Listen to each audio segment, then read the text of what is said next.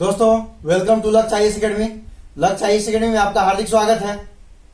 देखिए, चूंकि टॉपिक बड़ा है और लोग क्या चाहते हैं, स्टूडेंट आजकल के क्या चाहते हैं, स्टूडेंट चाहते हैं कि हम क्या करें, हम छोटा छोटा चीज प्राप्त करें, छोटा छोटा चीजों को देखें और अधिक चीज का ज्ञान मिल जाए। लोग बड़ा चीज पर टिकना नहीं चाहते हैं, इसलिए मजबूरी है हमें इसको 2-3 पार्टों में बनाना। तो हम इसका नेक्स्ट पार्ट में चलते हैं, झारखंड में ईसाई मिशनरियों का आगमन पर। ठीक है, और उन लोग जो शिक्षण संस्थान भी स्थापित किए हैं उसको भी हम साथ साथ देखते चल रहे हैं। तो देखिए, हमारा हो गया था society for propagation of gospel mission. Next हम चलते हैं रोमन कैथोलिक मिशन। इसका मुख्यालय कहां था दोस्तों? इसका मुख्यालय था चाईबासा में। और मेरे बंधु, इसके संस्थापक कौन थे? तो स्टॉकमैन थे। कौन थे? स्टॉकमैन। कब इसकी स्थापना की गई थी? 1869 में। कब की गई थी? 1869 में। क्षेत्र कौन था? चाईबासा, याद रखिएगा। ठीक है,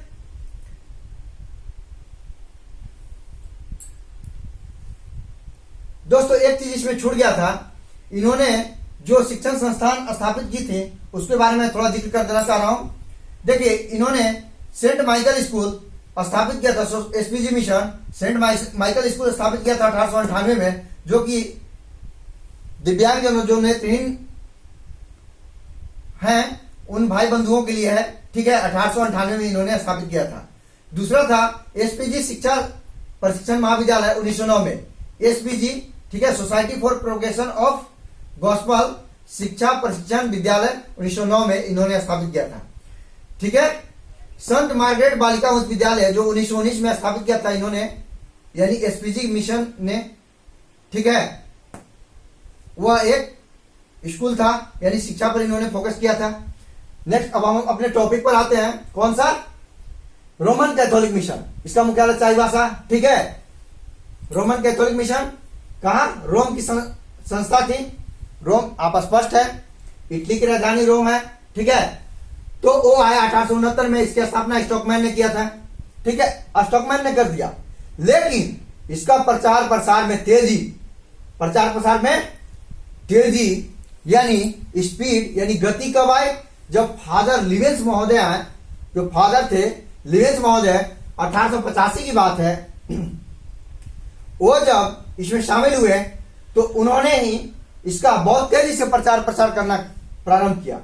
और उनकी ख्याति तब फैली जब उराव जनजाति का केस चल रहा था कोर्ट में, और उस केस में उराव जनजाति को सपोर्ट किए। उराव जनजाति जीत गया। उराव जनजाति जब जीत गया तब उनकी ख्याति और बढ़ गई। अब इतना बढ़ा भाई, इतना बढ़ा कि वो लोग इनके दीवाने हो गए। ठीक है, अब जो कहते उन लोग मान लेता। भाई केस में डिग्री दिला दिया, ब्रिटिश काल में क्या कम समझ रहे हैं, कितना भेदभाव होता था। उसके बाद इनका नाम क्या हो गया? लिवेंस से लिविंग साहब। क्या नाम हो गया? लिविंग साहब। और उन्होंने क्या किया? बहुत ज्यादा इसको प्रचार प्रसार करने का कार्य किया, यानी रोमन कैथोलिक मिशन का। और मिशन क्या होता है? लास्ट में चर्च बन जाता है, तो रोमन कैथोलिक चर्च बन गया। ठीक है, देख रहे ना, सब एरिया वाला एरिया। ये क्या था? रांची वाला एरिया। ये तो टूटा 2 भाग में, ये भी रांची में अपना मुख्यालय स्थापित कर लिया। ये कहां पर? चाईबासा वाला एरिया। उधर देख रहे ना, चाईबासा वाला एरिया, कोल्हान क्षेत्र फोकस किया। इन लोग में भी सब अच्छे से वार्तालाप हो के सब का मतलब कार्यक्रम चलता था कि हम इस क्षेत्र में हैं तो आप उस क्षेत्र में जाइए, आप उस क्षेत्र में जाइए।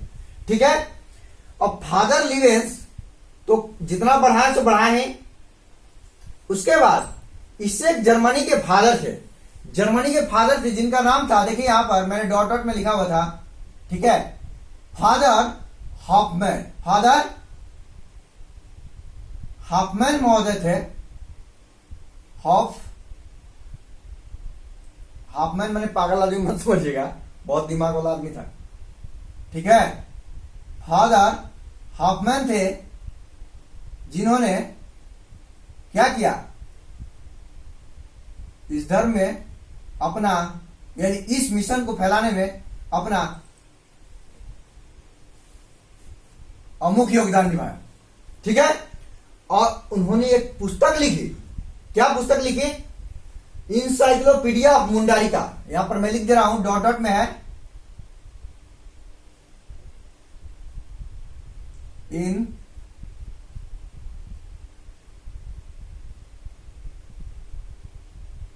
साइक्लो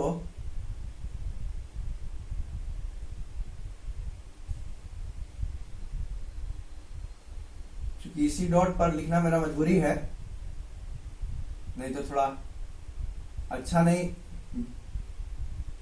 दिखेगा। इंसाइक्लोपीडिया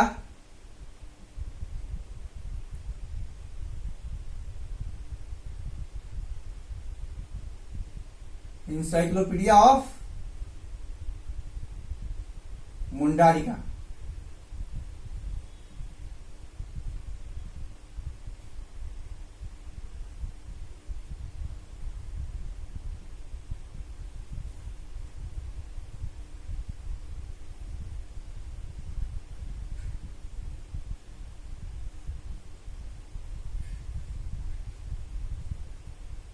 ठीक है, यानी मुंडा भाषा का इंसाइक्लोपीडिया, इंसाइक्लोपीडिया मतलब समझ रहे हैं कि बहुत सारा चीज इसमें खोजिएगा तो मिल जाएगा।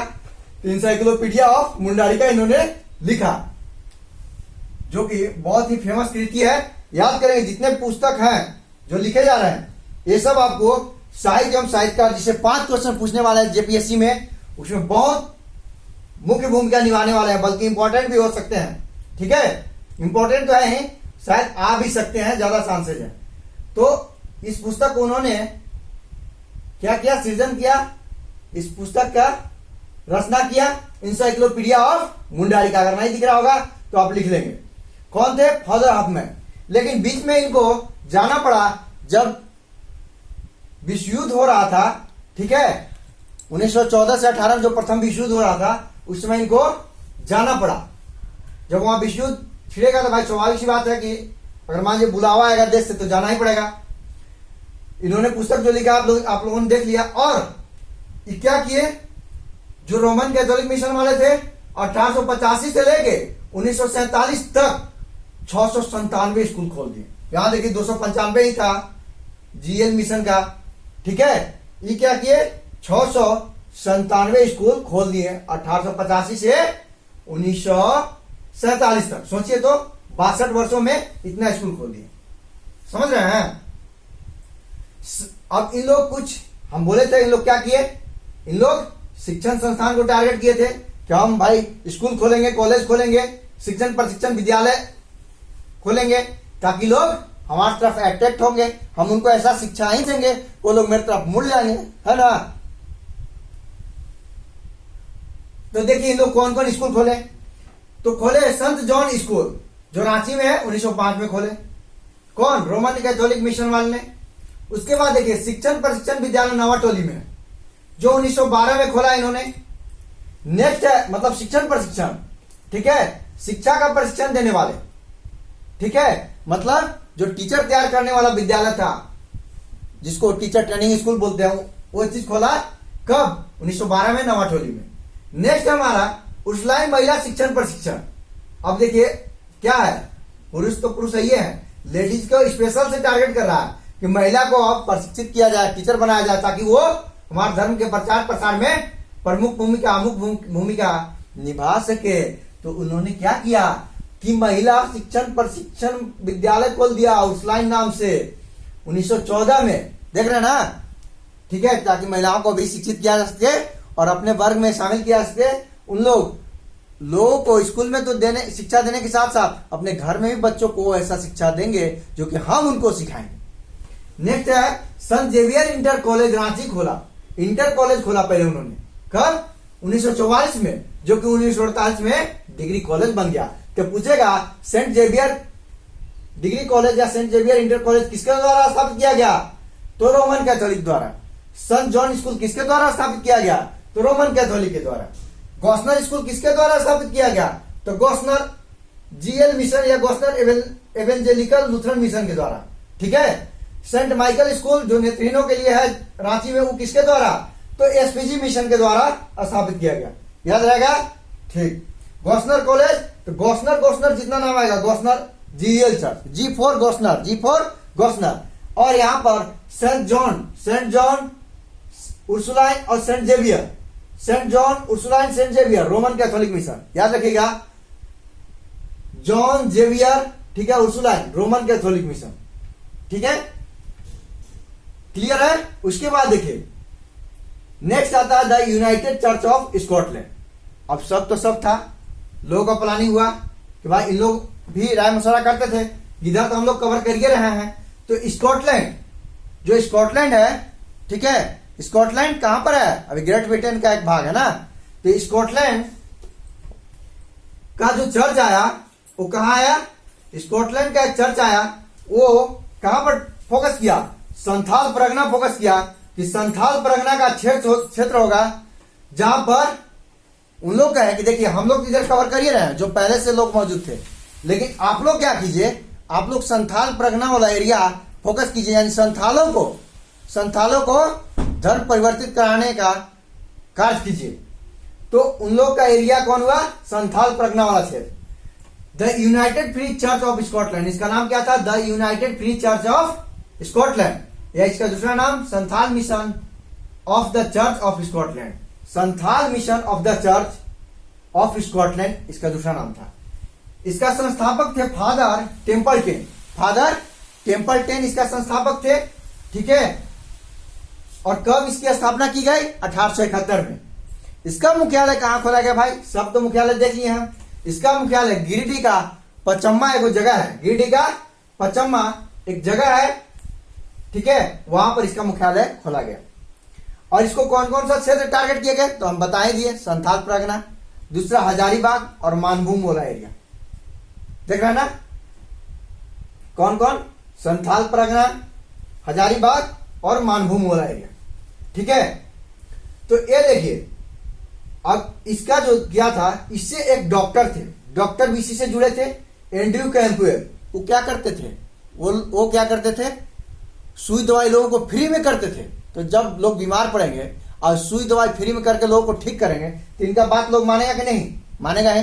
तो इन लोग क्या किए, ये जो है संथाल क्षेत्र में, ठीक है, संथालियों को बहुत सेवा करते थे फ्री में। क्यों, क्योंकि वहां चर्च से इन लोगों को फंडिंग होती थी, ये लोग पैसा जो है आराम से स्मूथली एकदम अपने धर्म प्रचार के लिए, लोगों को अट्रैक्ट करने के लिए करते थे। तो क्या किए, इससे जुड़े थे वो, ठीक है, एंड्रयू कैंपबेल इससे जुड़ गए, और जुड़ने के बाद भाई संथाल लोगों के लिए अच्छा काम करते थे। तो उन लोग क्या किए, संथाल लोग इतना काम किए कि इनको बोला गया संथालों का देवदूत, एकदम VVI है, ठीक है, MBBI है, JPSC है, झारखंड के कोई एग्जाम के लिए संथालों का देवदूत किसको बोला जाता है, तो एंड्रयू कैंपबेल को। और इन्होंने एक डिक्शनरी, संथाली अंग्रेजी डिक्शनरी यानी शब्दकोश का निर्माण किया, उसका नाम ही था संथाली अंग्रेजी के शब्दकोश, संथाली अंग्रेजी शब्दकोश, ठीक है। तो इसलिए दो चीज यहां निकल के आता है कि संथाली अंग्रेजी के शब्दकोश किसने तैयार किया, डॉक्टर एंड्रयू कैंपबेल, और संथालों का देवदूत किसको कहा जाता है, डॉक्टर एंड्रयू कैंपबेल को, ठीक है दोस्त। तो फिर मैं बोलना चाहूंगा कि अंत तक बने रहने के लिए धन्यवाद। चैनल को सब्सक्राइब नहीं किया है तो चैनल को सब्सक्राइब जरूर कर दीजिए, और वीडियो अच्छा लगता है, ठीक है, वीडियो ज्ञानदायी लगता है तो इसको कमेंट करके हमको मोटिवेट करने का कार्य अवश्य कीजिएगा। दोस्तों टॉपिक बड़ा है, इसलिए हम इसको मिलते हैं, मतलब थर्ड पार्ट में अब हम मिलेंगे, ठीक है। तब तक के लिए धन्यवाद, मन लगाकर पढ़िए।